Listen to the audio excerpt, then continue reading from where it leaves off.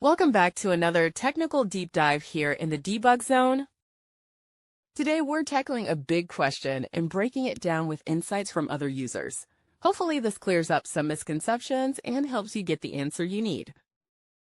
So buckle up, stay a little curious, and let's jump right in.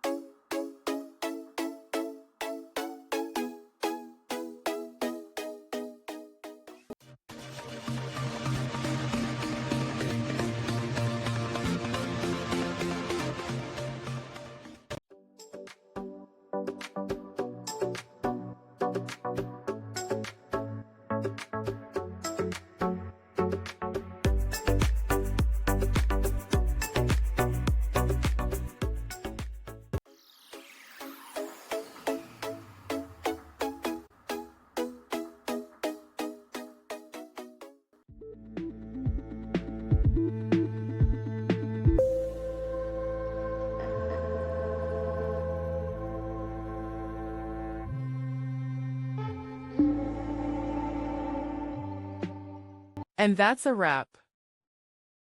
I hope you found the answer you were looking for. If you did, take a second to hit that subscribe button. It really helps out. And let me know in the comments which solution worked best for you. See you next time in the debug zone.